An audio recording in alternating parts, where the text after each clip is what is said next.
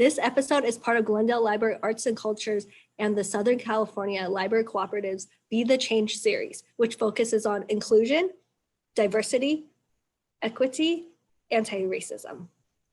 Be the Change events will build collective understanding of systemic racism, elevate the voices and stories of Black, Indigenous, and people of color, and inspire our community to be the change. Hi everyone, it's Melissa. And Desiree. Welcome to another episode of G.E.N Talks, where the goal is to empower the youth of Glendale and connect youth to community resources, individuals, and organizations through interviews and discussions. But before we get started, don't forget to follow us on our socials, both on Facebook and Instagram at MyGlendaleLAC. And follow us on Spotify and Apple, or anywhere where you get your podcast from. Also make sure to like and subscribe to the YouTube channel, Glendale Library Arts and Culture, where we post the full episodes every Friday at 4:30 p.m. We have an exciting special episode today with Fernando Reyes Medina, who is a multi-award winning game designer, currently working at 343 Industries, designing and bringing alive the new multiplayer suite of experiences for the upcoming Halo Infinite. In his previous role, Fernando developed multiple features for the Xbox consoles as a software engineer on the platform team. Born and raised in Mexico City, he is also the co-founder and the Latin America director for Latinx and Gaming. Thank you, Fernando, for taking the time every day to talk with us. We have a lot to discuss. Very happy to be here with you all. Awesome. So to start off, you have a computer science background and started your career as a software engineer. How did you transition from that to game designing? That's a very interesting question, actually. The reason why I study computer science is because, well, I'm originally from Mexico City, and there's not a lot of game design schools over there. It's primarily engineering or art or like other careers like that, right? Like game design, still a very young career path in Mexico. So I just kind of like decided to go for engineering, right? And get some good hard skills that I could use to like apply my designs, while on the side I was learning about game design, reading books, or even just making games, playing a lot of games. I think that that's also very helpful when you're playing a lot of games, trying to be like analytical about it, right? Like trying to like see why they decided to do this, why is the level the path on the level this way, why is the character jumping in this way, right? So like playing in a very analytical way. But yeah, so originally my first job was as a software engineer in Xbox. So I was working in the console at the time. It was the Xbox One X, the one that I work on. While at the same time, I was still like working on my own games on the side and like trying to develop my portfolio until the opportunity came that there was a position available at 343 Industries, which is the developers of Halo. And yeah, now I'm here. I've been working in Halo Infinite for the past 4 years. Has been very exciting and very different from my time as an engineer, but super excited to see to let people see what we're making for them. That's so cool. Do you remember the first time you fell in love with the game industry and just games in general? Yeah, I think I have a couple of times, right? Like I remember like when I was a kid, the first time I went to, it was like a cousin house for like holidays or something like that. And they had a PlayStation 1 and I didn't have one, right? So I was like, what is this thing? Long story short, I just like played with the thing for hours all until like 7 or 8 a.m. in the morning. And I was like, wow, this is incredible, right? So I have a very vivid memory of that. I think that the next one is like around when I was 15, and I would be playing with my friends Xbox on, I was playing Halo with them on Xbox, on the original Xbox. And we finally got to configure the console to connect to the internet, and then like my mind was like blown, right? Like being able to like now we take it for granted, right? But like at that time, like it was so cool to be able to play with people all over the world. And that was kind of my eureka moment of like, oh, I want to do this, right? I want to make games for a living. And since then I was just like very focused on like, how can I become a game designer? And throughout your journey while working on games and stuff, has there been something that has stuck with you that you have learned from, or it has like grown your experience in the industry? Yeah, I think like the majority of people in the industry, as they are progressing in their careers, they realize how important it is to have a good work-life balance. It's interesting because you know how there's this phrase of like, if you get your dream job, you're never going to work in your life. I Right. actually think it's the opposite. Like if you really like your job, you are going to be wanting to do that all the time, right? Like you're going to be very passionate about it, and like it might be a Friday night and you're already tired and you just want to go home, but it's like, oh, but I can make this thing better, right? What if I do this, right? So there's a lot to be learned of like establishing healthy boundaries about Mm. like your passion and your life, right? Like to have a good balance, like have time for your family, have time for your friends, for your hobbies, to take care of your health, right? And I think that that's a thing that a lot of people struggle with when they start in the industry, because all of us love games, right? And all of us want to make the best game possible. So learning that lesson was interesting for me, and I hope like people are more aware that yeah, you can love the thing and you can, you know, like pour yourself into the product that you're creating, but at some point you can go home, right? And just live your life too. So in regards to game designing, where do you find inspiration? I think I find inspiration in everything. I think because of my engineering background, at some point I pivot super hard into being a very artsy person. Just got tired of all the math and the physics and all of that. So Mhm. I am super into like painting or music or dancing. And I think that there's a lot to be learned in other arts to be applied in game design. You know, like the way you create a choreography, for example, right? Like you are entertaining an audience and there's like certain pacing on a choreography that needs to be in the steps, in the sequence, in order for it to be engaging. And you can say the same thing about a game, right? Like the way you tell the story, or thinking about the color palettes, right, in painting and how you combine colors. Like it's the same thing when you're thinking about what's the type of emotional reaction you want from a player when they are playing your game. Reading a lot of books, watching a lot of movies, TV, like all media, I think is important. Ideally, you are not too derivative from that media, but at least you understand where the current state of the art is, right? And like see what's popular in the end. Like it's also important to understand that like game development is also a business, right? So you need to understand what is the current market, what are people interested right now, and try to make something that is going to be actually viable as a business or as a product, not only as an art piece, right? Because when you have a big team, or when you are like collaborating with a lot of people, like it's not only your time, right? And you have to pay them, and you have to, you know, like everybody has to be able to make a living. So unfortunately, like until that's not necessary, like the business analysis is important in games as well.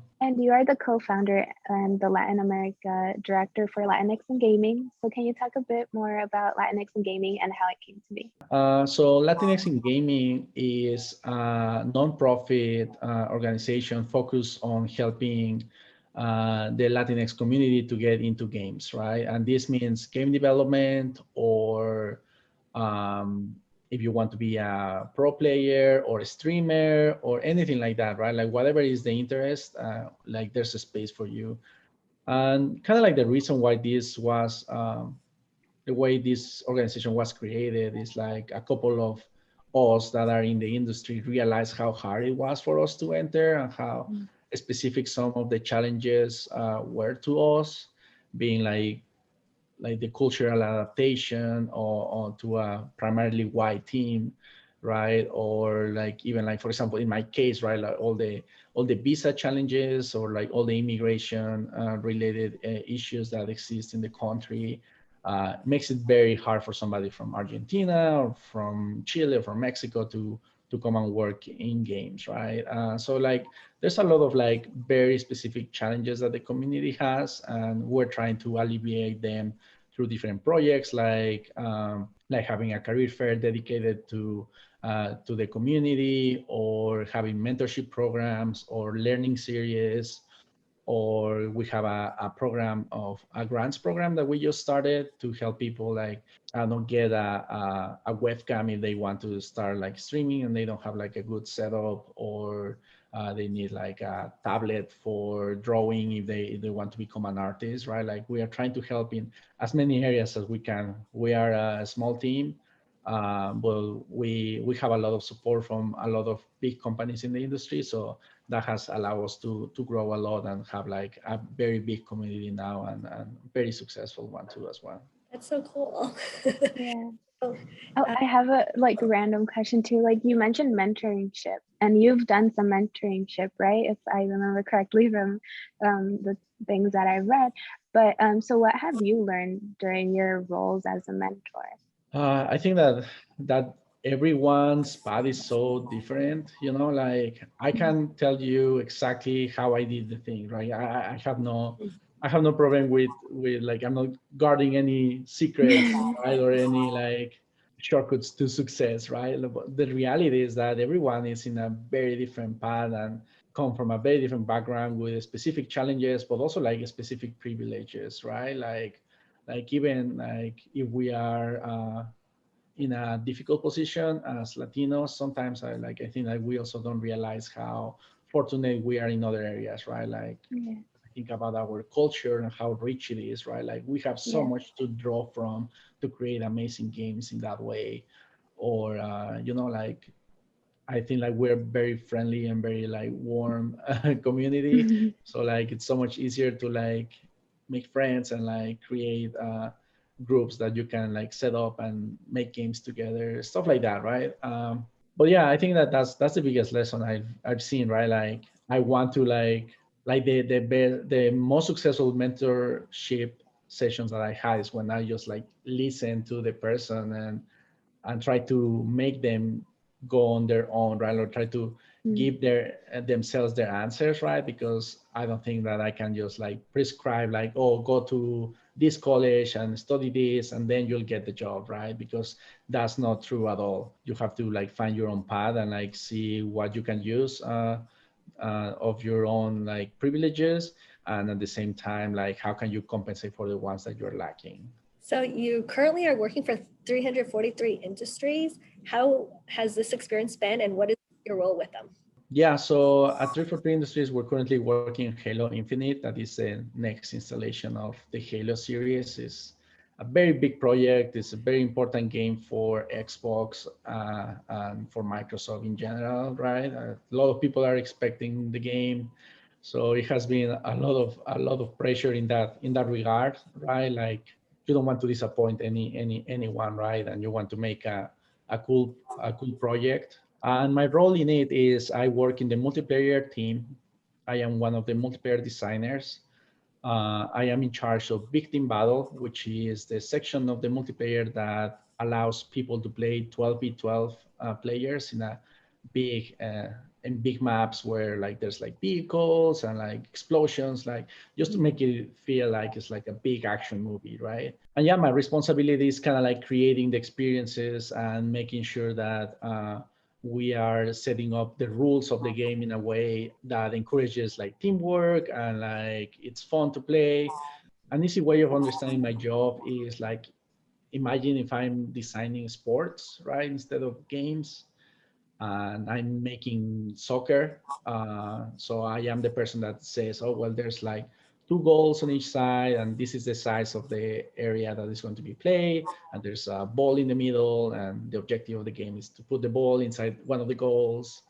And there's like two like periods, right, 45 minutes each, and there's 12 players on each side, and so on, right? Like kind of like defining what are like the ingredients of the experience, and then just letting like players go at it, and that kind of like creates the game once players are playing the game. And then as a gamer yourself, like what about the multiplayer experience do you personally love? I mean, I love all games, right? Like I don't think I have a specific preferences, but I do love any multiplayer game that can be played on the same console or like sitting together, right? Like as much as I love playing online, like there's nothing like sitting with your friends and like laughing together and like just seeing the same screen and kind of like sharing a moment together. I think that that's what makes me be very passionate about developing games.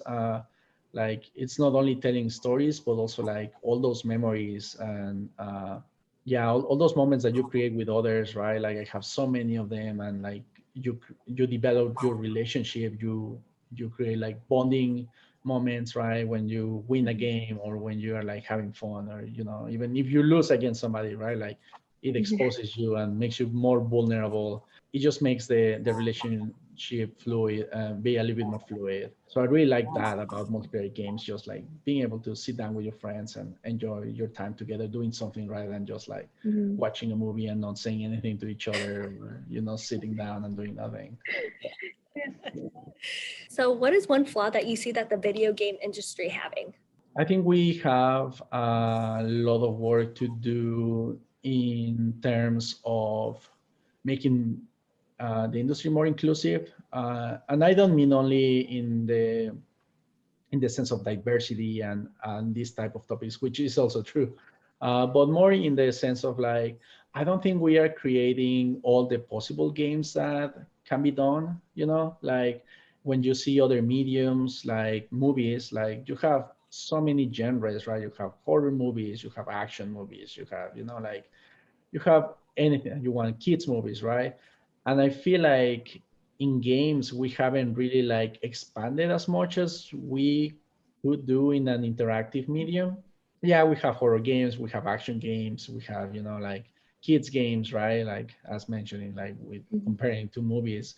But I think that the medium allows to go even further than that, right? Like the uniqueness of being able to interact with the piece of art that you have in front of you opens the possibilities. And the truth is that the medium is really young, right? Like it's like it started becoming a thing in the 70s and 80s, right? So when you compare it to movies or music, imagine, right? Like music has existed for like thousands of years, right? Like so it's still very young, and well, I'm excited to see what's coming next. And with the development of new technology and having a more democratized access to hardware, right? Like now you can play in your phone, right? Like which was Yeah. an like incredible boom for a lot of people that they wouldn't think that they are like gamers, but then they are in their phones all the time and playing Candy Crush or whatever is the thing that they like to play there.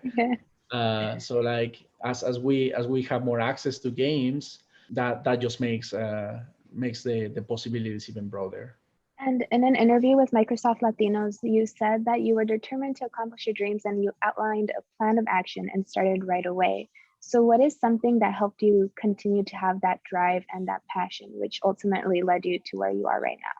That's a good question. I think that it's always important to like kind of like step back and see how like fortunate you are or Mhm. doing whatever you're doing, or like having even the chance of trying. Like there's so many people that don't even get the chance to try. So I think that being grateful of just being able to do this and try to create my own games and make other people happy through my games, like that's very let's say good motivation. I think the reaction of when somebody plays your game and you see like their excitement in their faces, or like how like deep into it they are, right? And like how engaged they are with the game, like that feeling is priceless, right? During this time that we have been able to release a lot of information in that regard was really hard in terms of like the game that we're working on right now, Mhm. because we don't get that. But since we're launching the game soon, I'm expecting that that's going to be a great, right? Mhm. And that's where you get the fuel, right, to keep going. Like the even if the job is fun, like it's really hard, right? Like making games is really hard technically. It's really hard to coordinate that many people working on the same thing, right? Like and now like being all completely remote is even harder, right? So there has been a lot of challenges, but I think like in the end it's worth it, right? If like you create a cool moment for people, right? Like you make like a group of friends have fun, or like you inspire somebody to pursue this, right? And say, oh, like, oh, I really like Halo Infinite. I want to make games like this, and then like kind of repeat the cycle, right? And keep bringing people in. Do you have any tips for anyone that wants to get into game design and development? Yeah, I think my number one tip is just do it, like just make games, right? Like I feel like sometimes people are like too afraid of trying and failing, and or like they are expecting to like get a job and then learning how to do games. And no, you just can just go for it, right? Like first of all, you can start with board games where you don't even need any technical skill and you can just like do it on paper, right? And it's the same principles apply to board games as in video games. So you can start with that, and you just need piece of paper and a pencil, and you can make a game out of that. And then if you are really interested in the digital space, there's so many resources right now in online, right? Free resources to just go and learn, do tutorials. Like there's so much information that we didn't have in the past, and so you just have to go and put the time, right, and make a game, right? It doesn't have to be like a crazy big game. It can be like a little like snake clone or a Pac-Man, or like whatever it is, right? Like you just like do something, right, and keep iterating and keep learning more and more and more and more, and that's kind of how you do it, right? Like there's no shortcuts, there's no like tricks. It's just doing it and learning to be better, and being don't giving up, right? And what does it mean for you to be a Latino and being a Latino specifically in the gaming industry? For me, it's really interesting my relationship with the Latino identity, because I never thought of it growing up, right? Like Hmm. I grew up in Mexico and everybody around me was Mexican, so it wasn't something that I really think about. But when I came to the States and like I started like participating in a more diverse society, and also realizing how few of us are in the industry, I did take it like with like pride, and also like with a sense of responsibility of being, first of all, a good example, right? Like I think like it's a good opportunity to clean a lot of misconceptions that people might have about Latinos, right? Or like I'm always surprised of what people think of me, right? Like without even talking to me, and then I have to subvert those expectations. But also like yeah, there's that sense of responsibility of like sending the elevator like down, Yeah. like I got in, and it would be very easy for me to just like, well, sucks to be you, right? Like I'm in, Yeah. so I think like that's I think that I take very seriously, right? Of like it's a blessing and a responsibility, right? Working in games, and I try to do as much as I can to help others to do the same thing as I do, and hoping that they are going to help others, and so on the chain continues, and then we see more Latinos in the industry. And now, before we end, we have some rapid fire questions to ask you. The first question is, what is your favorite color? Favorite color, I think, is purple. Yay, another purple. Favorite color. What is something that you have been proud to say that you have accomplished? I don't know, like I think cooking, like I think like I used to be very bad at it, and now I have to like kind of like cook all Mexican food on my own, like so I've learned a lot, and like now I can make good Mexican food, so I'm very proud of that. Awesome. And what is some advice that you wish you would have known when you were younger? I think there's something to be said about patience.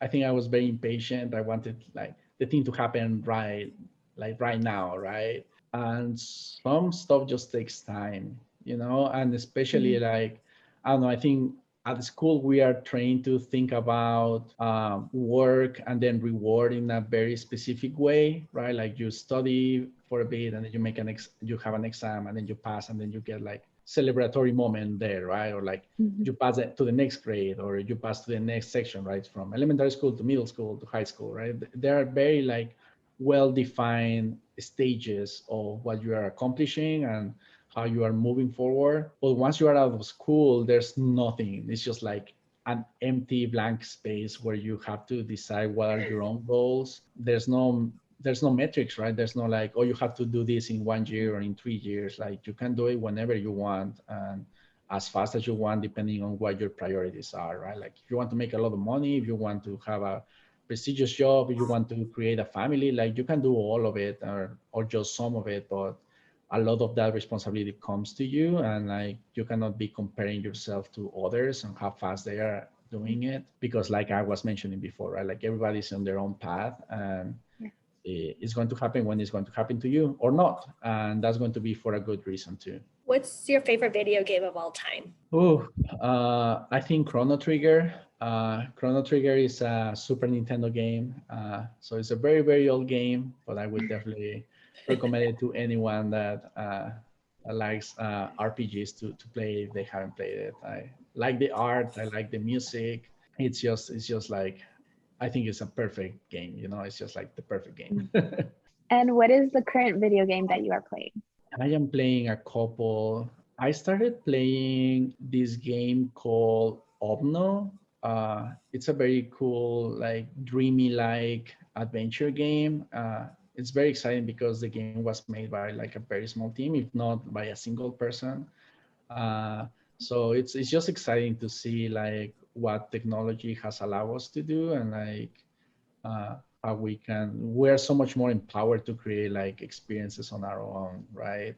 So when I see any games that are like, oh, this was made by 3 people or 5 people or 10 people, like that's so impressive for me, and I really appreciate it. And i can I can see, like, I can kind of like look the other way on the some of the flaws, right? Because I understand that, well, if they had like millions of dollars, or like they had like a team of 100 or 200 people, these people could create like an amazing experience, right? And even without all those resources, they managed to create something very special. And I think that's super cool for me.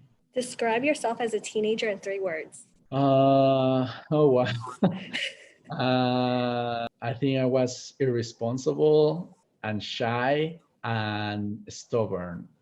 I don't know if the 3 of them, I don't know if they're good things, but yeah, I remember me as a teenager like that, being those 3 things a lot.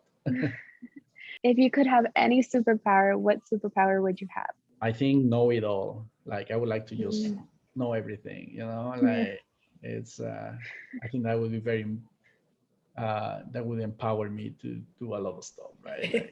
Like I hate when I don't know something, like, and now we have Google on our phone, so that's good, but it's still like just being able to access the information instantaneously. I think that would be super. If you could have 3 people dead or alive for dinner, who would it be? Oh wow.